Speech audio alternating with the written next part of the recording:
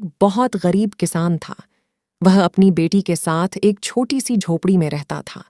उसके पास खेती करने के लिए इतनी कम जमीन थी कि उसकी फसल को बेचकर उसे बहुत कम रुपए मिलते थे। उन रुपयों से वे लोग ठीक से खाना भी नहीं खा पाते थे। वह राजा के पास अपनी समस्या लेकर आया। राजा दयालु थे। उन्होंने किसान को अपनी जमीन में से कुछ जमीन दे दी खेती करने के लिए। उन्होंने कहा, यह जमीन तो हमारी ही रहेगी, लेकिन उस पर उगने वाली फसल तुम्हारी होगी।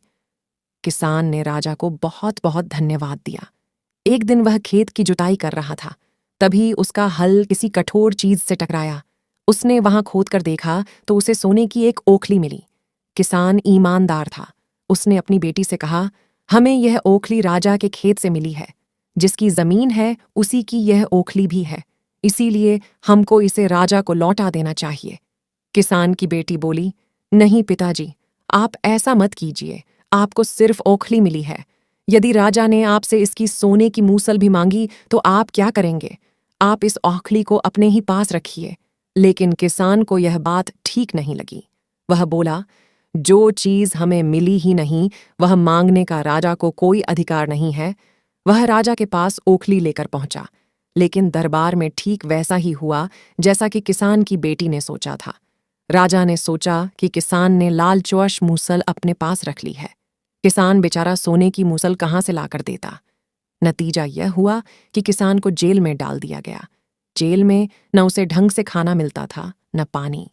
किसान को ऐसी गलती की सजा दी गई थी जो उसने की ही नहीं थी। वह खाए पिए बिना कमजोर हो गया। लेटे लेटे वह रोता रहता था और कहता था, बेटी की बात मानी होती, काश मैंने अपनी बेटी की बात मानी होती।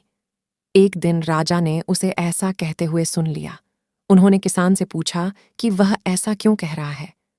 तब किसान ने राजा को पूरी बात बताई। राजा को अपनी गलती का एहसास हुआ। किसान को तुरंत छोड़ दिया गया। किसान की बेटी को राजा ने दरबार में बुलाया। उससे बातें करने के बाद राजा को पता चल गया कि वह कितनी बुद्धिमान है। किसान की बेटी को राज्य के खजाने का मंत्री बना दिया गया। उन्हें रहने के लिए घर और सभी सुख सुविधाएं दी गईं। किसान और उसकी बेटी सदा सुख से रहे। किसान को थोड़ा कष्ट जरूर झेलना पड़ा, लेकिन अंत में जीत सच्चाई की हुई।